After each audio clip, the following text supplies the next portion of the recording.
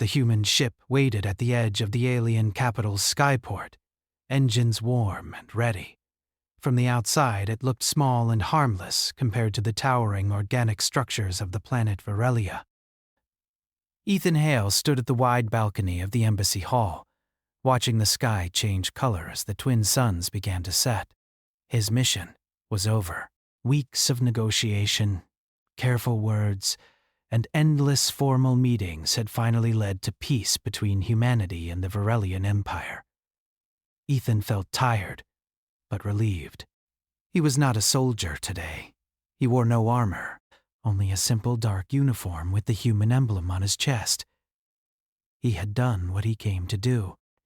He would return home with success. At least that was what he believed. Behind him, the massive doors of the hall opened. The sound echoed across the stone floor. Ethan turned, expecting a final message or farewell from a court official. Instead, the hall filled with alien nobles, guards, and priests. At their center stood a tall figure in ceremonial armor, Queen Zira of Varelia, ruler of the empire. Her eyes burned like polished amber. Ethan straightened and bowed, as protocol demanded. "Your Majesty," he said calmly. "I was told my departure clearance was approved." The Queen did not respond right away. Her gaze stayed locked on him, sharp and cold. The air felt heavier, as if the hall itself was holding its breath. Before she could speak, another figure stepped forward. She was smaller than the Queen, but carried herself with quiet strength. Her skin shimmered with soft blue patterns, and her eyes, wide and uncertain, found Ethan's face. Ethan recognized her instantly. Princess Saleth. They had met only a few times, brief conversations, shared meals during diplomatic events, polite, respectful, distant, or so Ethan believed. Her voice trembled as she spoke. "You cannot leave, human." A murmur rippled through the court. Ethan frowned slightly. "Princess, I don't understand." She took a slow breath, as if gathering courage.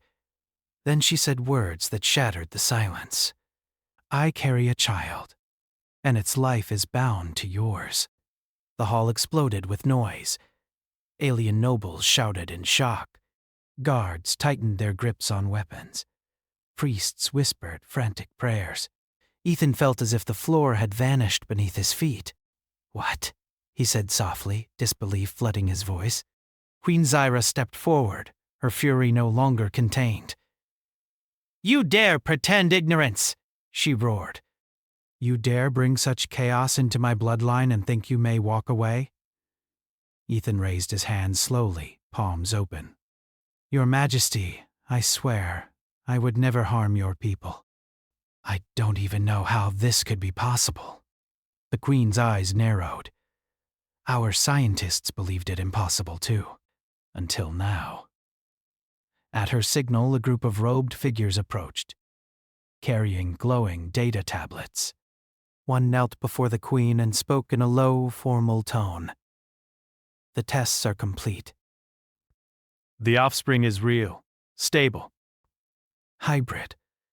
The words echoed like thunder. Ethan's heart pounded. He turned toward Princess Saleth. "Is this true?" he asked, not accusing, just searching.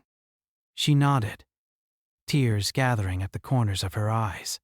"I did not plan this. I did not even believe it myself. But the signs could not be ignored." Ethan searched his memory.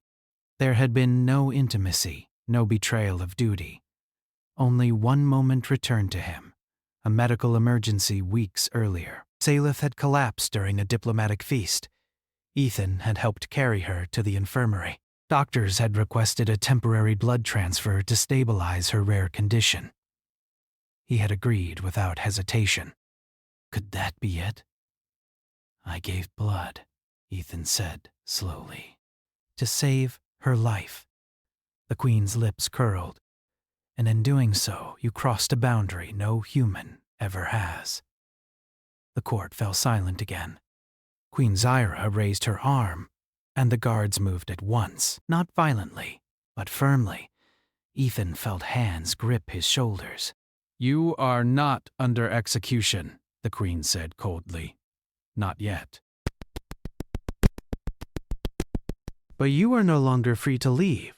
Ethan did not resist. His mind raced, but his body stayed calm. "Then allow me to speak," he said, "as a human, and as the one responsible." The Queen studied him for a long moment. Then she nodded once. "Speak." Ethan took a breath. "If this child exists because of me, then I will not abandon it. I did not come to your world to conquer, deceive, or steal. I came to protect peace. That has not changed." Some of the nobles exchanged uncertain glances. The Queen was unmoved. Words are easy. Consequences are not. She turned to her guards. "Escort him to the eastern residence. He will remain there under watch." Ethan was led away, but as he passed Princess Salith, she spoke quietly. "I did not mean to trap you." He met her eyes. "Then we will face this together." Hours later, Ethan stood alone in a vast chamber made of living stone in soft light. It was not a prison, but it was not freedom either. Outside the tall windows, alien ships moved like silent shadows.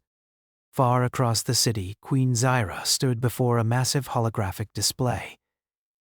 Images of Ethan, Salith, and the developing child hovered in the air. "This changes everything," one advisor said carefully. "Yes," the Queen replied. "And that is why the human must not leave."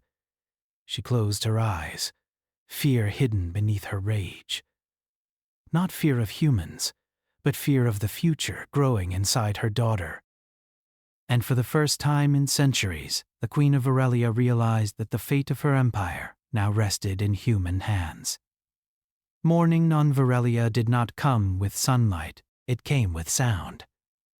Soft pulses moved through the living walls of the residence where Ethan Hale was confined. The stone-like surface breathed gently, changing color from deep violet to pale blue. It was the planet's way of marking time. Ethan had not slept much. His mind replayed the events again and again. The accusation, the court, the Queen's rage, and Princess Salith's trembling voice. He stood near the tall window, hands behind his back, watching the city far below. Varelia's capital stretched like a forest of glowing towers, grown rather than built. Ships drifted silently between them. It was beautiful, and it felt very far from home. A soft chime echoed in the room. Ethan turned just as the entrance opened. Two royal guards stepped aside, and a group of alien scientists entered. They carried instruments and floating screens. Their leader, an older Varelian with silver markings along his face, inclined his head slightly. "Human Ethan Hale," the scientist said. "We are here to continue our examinations." Ethan nodded. "I expected this." He had been tested before. Blood samples. Scans. Endless questions about human biology. Still, he offered his arm without protest. If answers existed, he wanted them as much as the Queen did. As the instruments activated, Ethan spoke calmly. "Have you learned anything new?"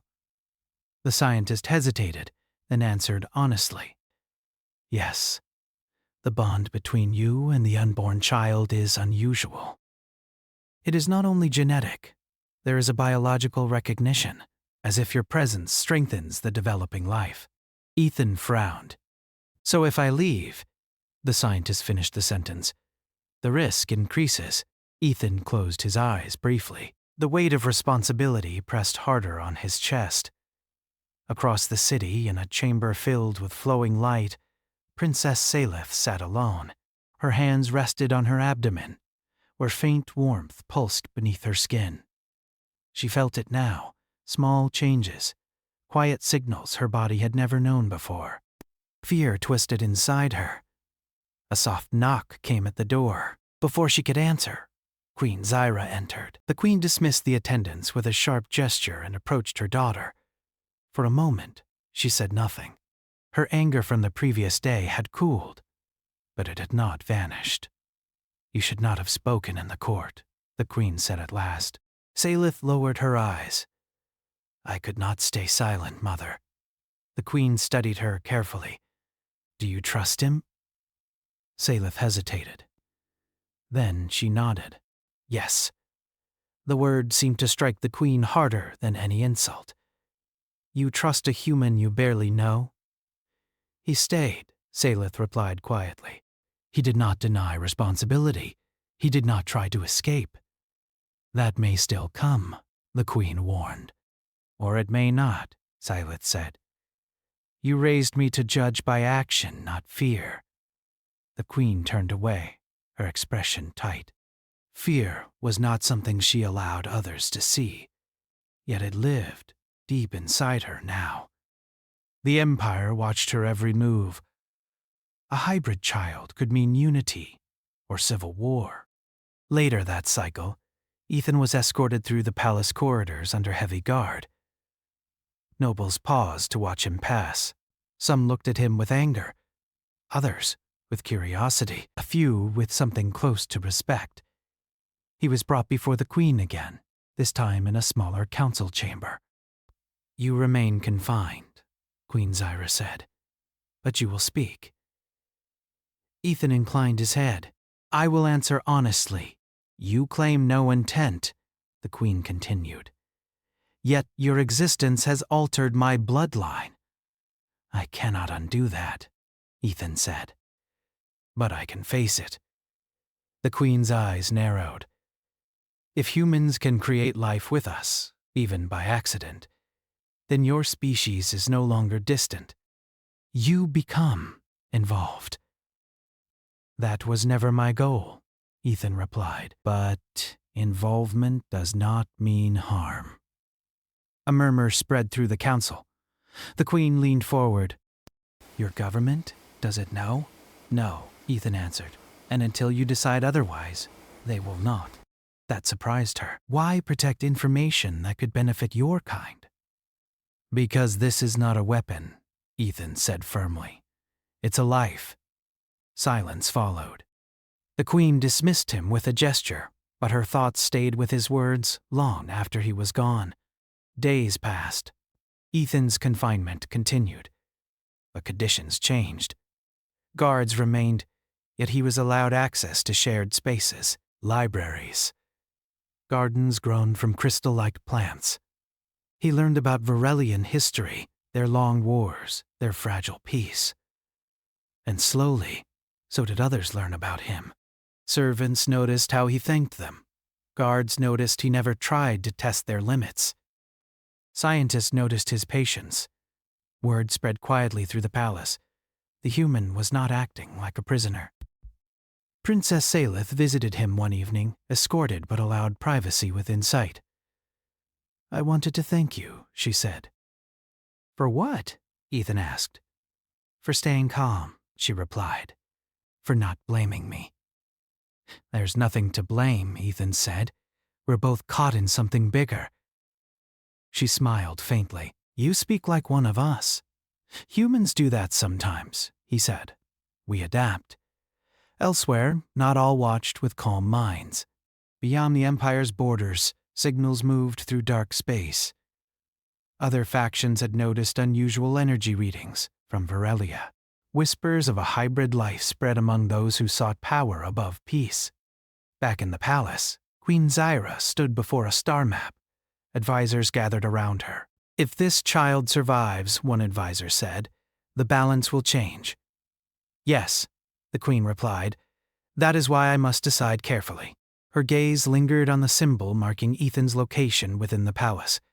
"Whether I wish it or not," she said quietly, "the human is already part of our future." And far below, in a room of living stone, Ethan Hale stared at the unfamiliar sky, unaware that forces far greater than politics were beginning to move, drawn by the life growing because he chose not to walk away. The day of judgment arrived without warning. Ethan felt it before he was told. The guards outside his residence stood straighter. Their movements were sharper, more formal.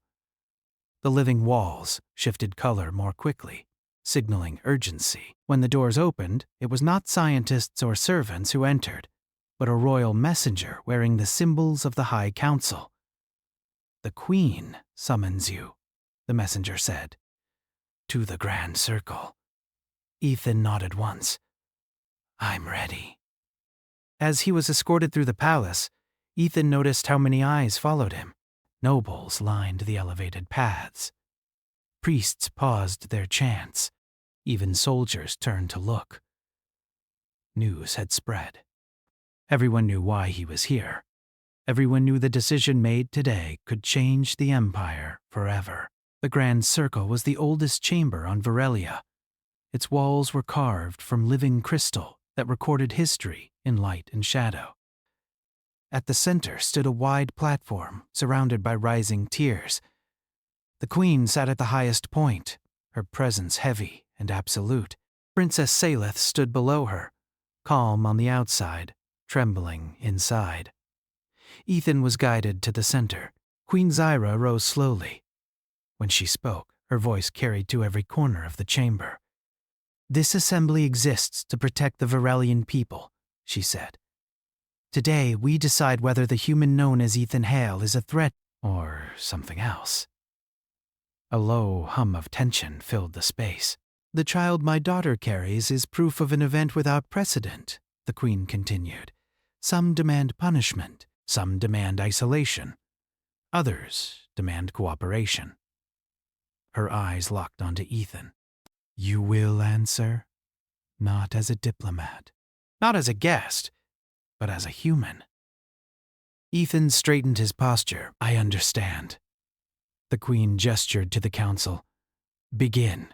An elder noble stepped forward. "Human, did you know your blood could alter our kind?" "No," Ethan answered. "If I had, I would have acted with more caution." Another voice followed. "Do humans seek to spread themselves through other species?" "No," Ethan said firmly. "We struggle enough understanding each other." A third council member leaned forward. "Then why should we believe this was not manipulation?" Ethan paused. He could feel the weight of billions of lives pressing on this moment. "Because I am still here," he said. "If this were manipulation, I would have left when escape was possible." A ripple moved through the crowd. Queen Zyra watched closely. "You were offered help by your own people," she said. "Our intelligence confirms this." Ethan nodded. "Yes." "And you refused?" "Yes." "Why?" Ethan took a breath. "Because leaving would have protected me, but harmed the child. Humans have many flaws, Your Majesty. But when we accept responsibility, we do not run from it." Silence followed. Princess Saleth lifted her head slightly. The Queen turned to her daughter. "You may speak." Saleth stepped forward.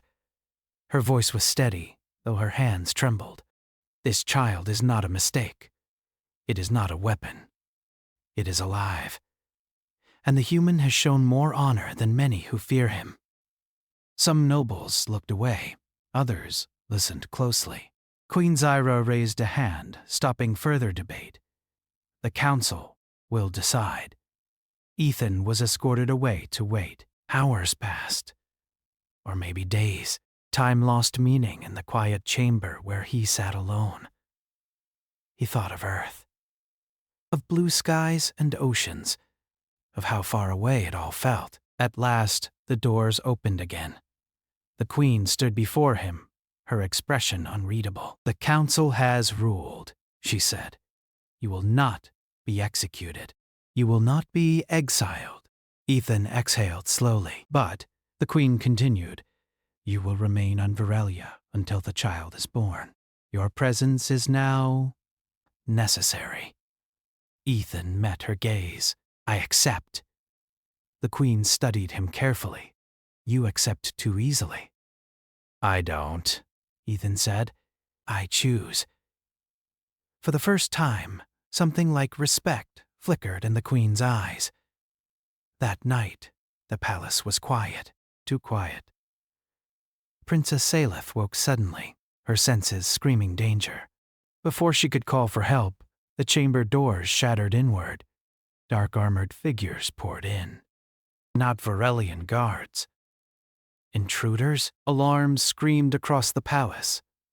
Energy weapons fired. Chaos spread like fire. Ethan heard the alarms from his quarters. He didn't wait for orders. He moved. Using the knowledge he had gained over weeks, he navigated service corridors and emergency paths. He avoided patrols, moving with purpose. His goal was clear: protect Salith. He reached her chamber just as a blast tore through the wall.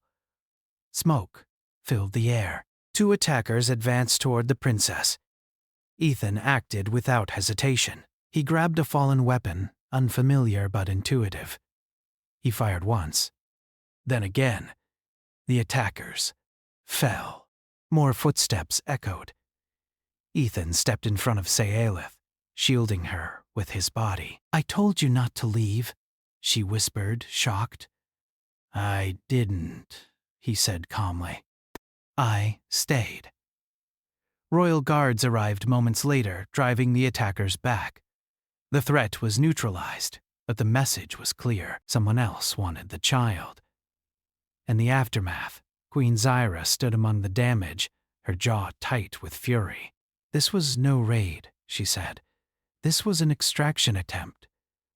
Her eyes turned to Ethan, who stood bloodied but unbroken. "You could have escaped during the chaos," she said quietly. "I could have," Ethan replied, "but I didn't." The queen looked at her daughter. Alive. Safe. And she looked back at the human. "From this moment," she said, "your confinement is ended. You are no longer a prisoner." Gasps echoed around them.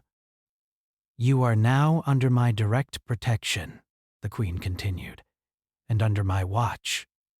Ethan nodded. "That's enough." As dawn's sound spread through the palace walls, Queen Zyra realized a truth she had feared since the beginning. The greatest threat to her empire was not the human. It was the world that would change once others learned what kind of being a human truly was when tested. And the trial was far from over. The attack changed everything. After that night, the palace no longer felt like a place of ceremony. It became a fortress. Guards doubled at every gate. Energy shields shimmered faintly over the towers. Patrol ships hovered constantly above the capital. Queen Zyra wasted no time. She knew now that the danger was real, and that it would return. Ethan Hale was moved to a new residence, closer to the royal chambers. Not as a guest. Not as a prisoner. Something in between. Wherever he went, guards followed, but their posture had changed. They no longer watched him like a threat. They watched him like something valuable. Princess Salith recovered quickly, at least on the surface. Inside, her thoughts were restless. She could still hear the explosion when she closed her eyes, still feel the fear, but stronger than fear was something else now. Trust. She requested to see Ethan the next cycle. They met in a quiet garden grown inside the palace. Crystal plants glowed softly, responding to their presence. Ethan stood near a pool of slow-moving light, his hands clasped behind his back. "You should be resting," he said when he saw her. "So should you," Salith replied. "You were injured. Nothing serious," Ethan said. "I have had worse." She studied him for a moment. "You almost died for me."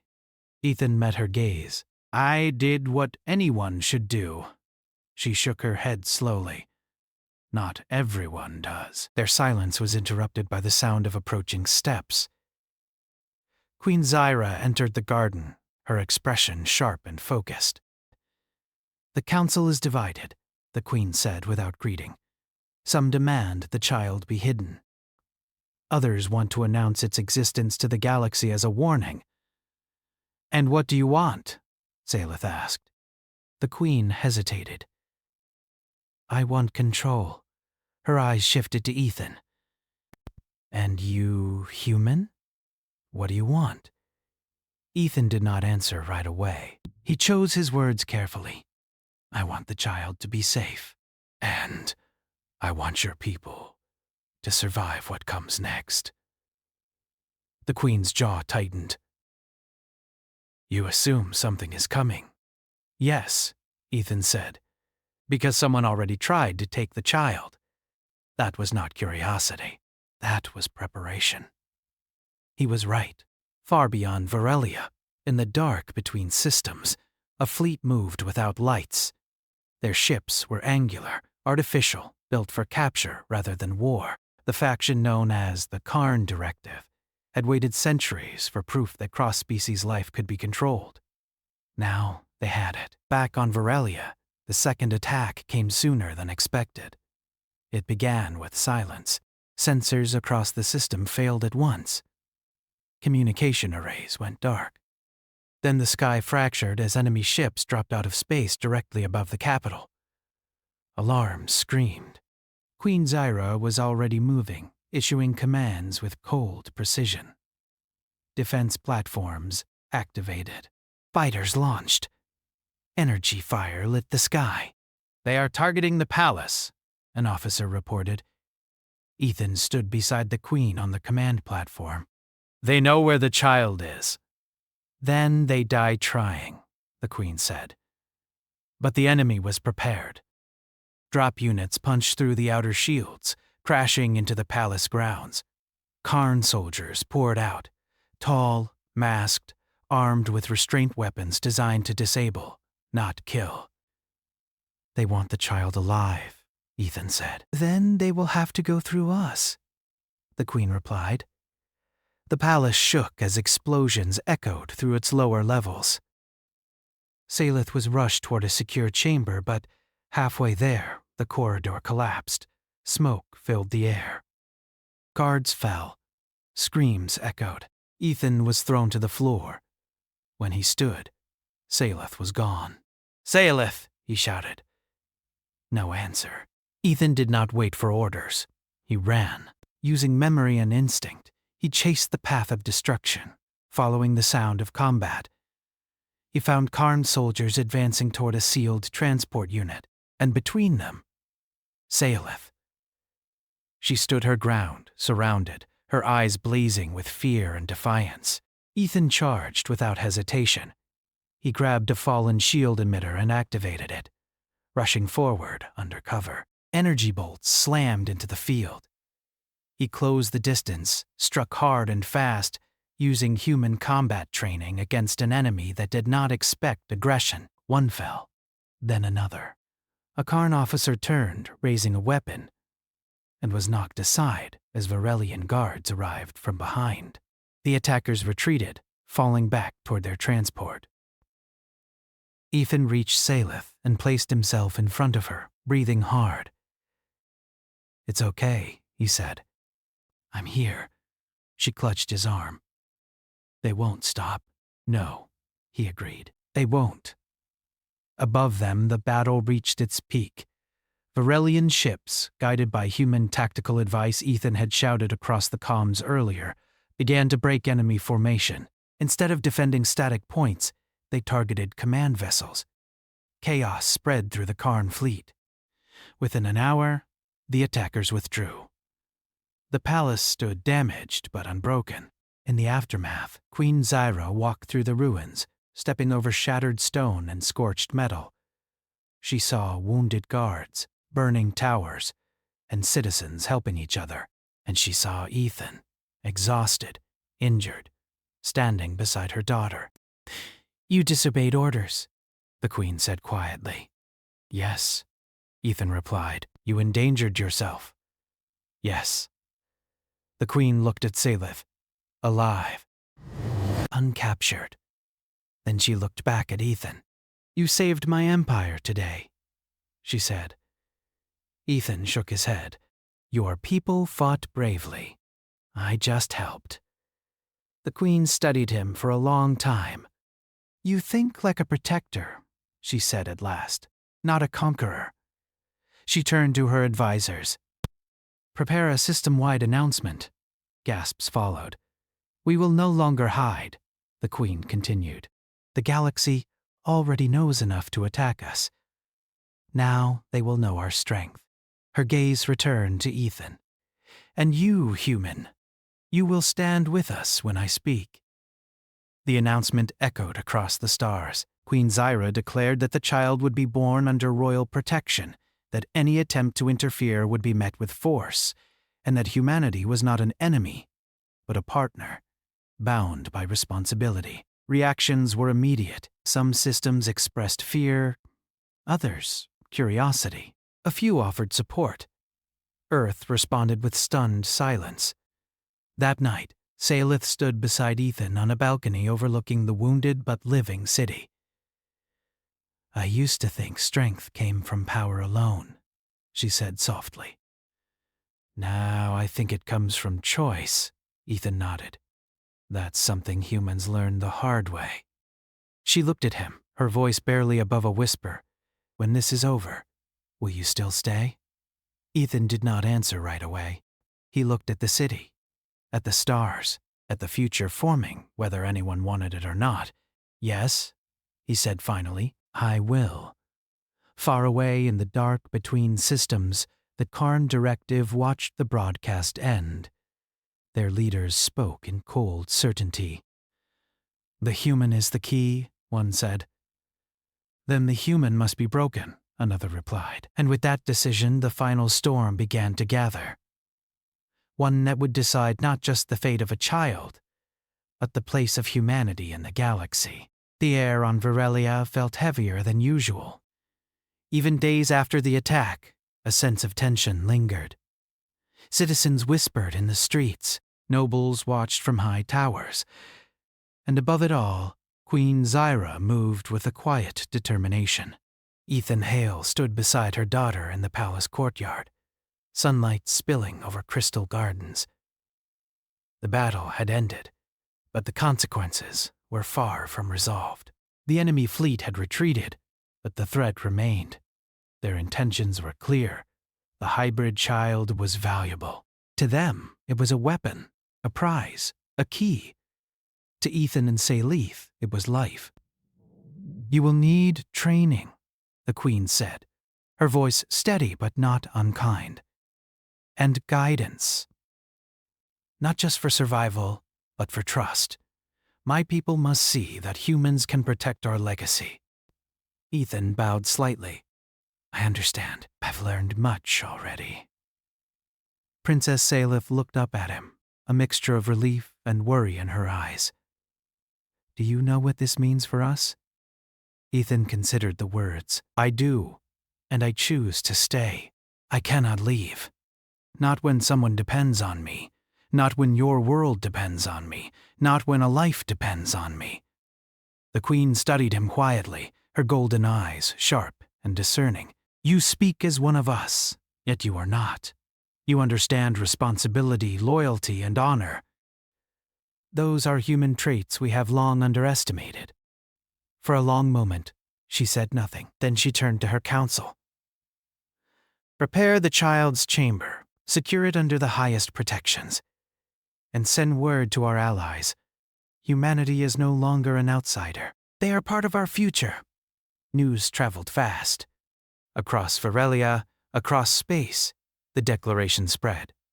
A human would remain in the Empire, standing beside the royal family. Some celebrated. Some questioned. Some plotted, but none could deny the significance. Weeks passed. Ethan trained with Virelian defenders, learning their strategies, understanding their technology, and proving himself in exercises designed to test not only skill, but judgment. Every step, he remained humble, patient, and persistent. Princess Salith visited often. She watched him navigate alien methods with patience and intelligence.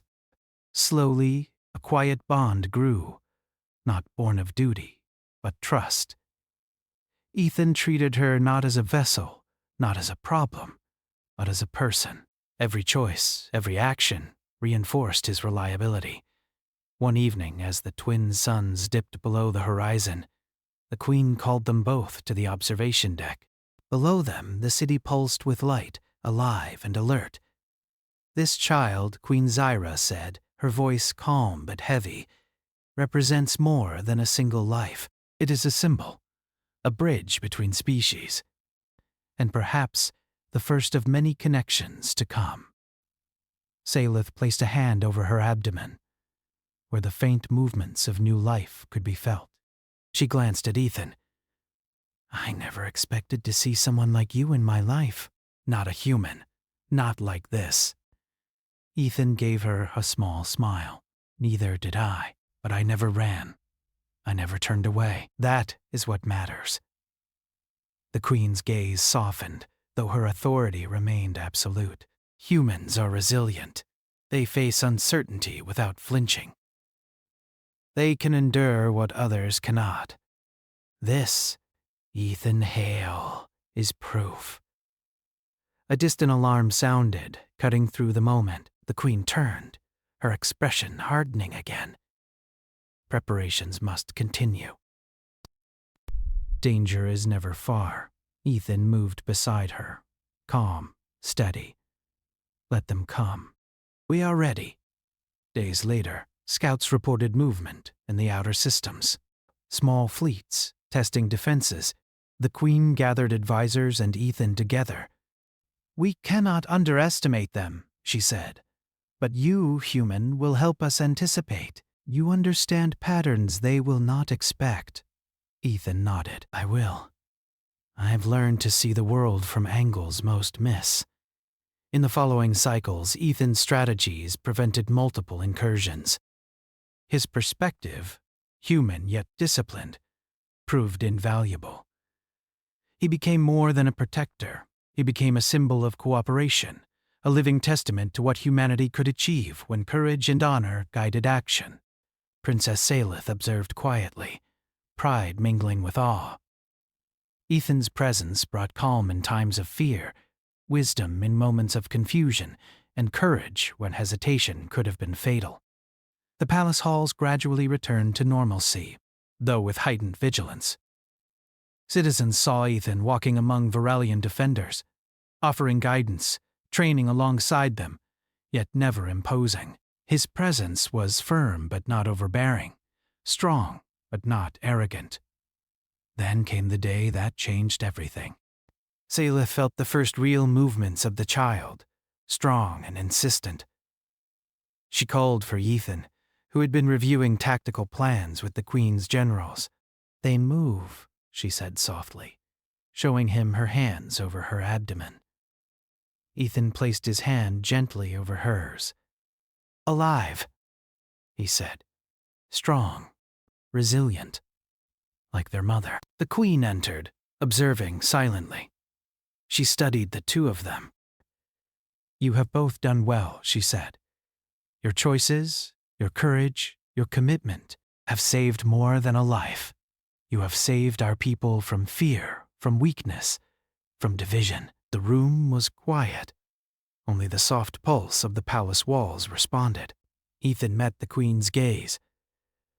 I am honored, he said, but this is not about honor. It's about responsibility, about doing the right thing, even when fear is stronger than reason. The Queen nodded. Then you understand why you cannot leave? Not yet. Perhaps not ever. I do, Ethan said. And I choose to stay. I choose to stand with you, with Salith, with your people, not as a guest, not as a stranger, but as someone who will not turn away from what matters. Salith smiled, tears glinting in her eyes. Then we face the future together. The Queen looked out over the city, her voice quiet but steady. So be it. The child will be born, and the human who stayed will be part of it. Let the galaxy witness that courage, trust, and honor transcend species. Ethan and Salith stood side by side, looking at the horizon where the twin suns met the sky. In that moment, the past, the fears, the accusations, the attacks seemed distant. What mattered was here. What mattered was now. And as the palace pulsed with life around them, as the city glimmered below, and as stars winked in the night beyond, a quiet truth settled over all. The hybrid child would come into a world guarded by courage, raised by trust, and born into hope. The Queen's final words echoed in the halls long after she left the balcony. Let none say humans are weak. Let none deny their strength. From this day forward, they are part of Varelia. And this union marks a new era, one of vigilance, wisdom, and unity. Ethan felt it deep within himself. He had come to an alien world as a stranger. He had faced accusation, confinement, and danger. Yet in standing firm, in choosing responsibility over escape, he had proven something timeless. Humanity could rise to any challenge, not through force alone, but through courage, honor, and the unyielding will to protect life. Princess Salith placed her hand on his arm, smiling faintly. "The future is ours," she said. Ethan smiled back. "And we will meet it together." Above them, the stars shone quietly, as if approving. A new chapter had begun, not just for Varelia, not just for humanity, but for the child that symbolized hope, unity, and the courage to face the unknown without fear. And so, the humans stayed, not as a guest, not as a prisoner, but as a protector, a guide, and a living proof of what humanity could achieve. A future had been forged in trust, and nothing, not armies, not politics, not fear, could undo it. The galaxy watched, uncertain what would come next.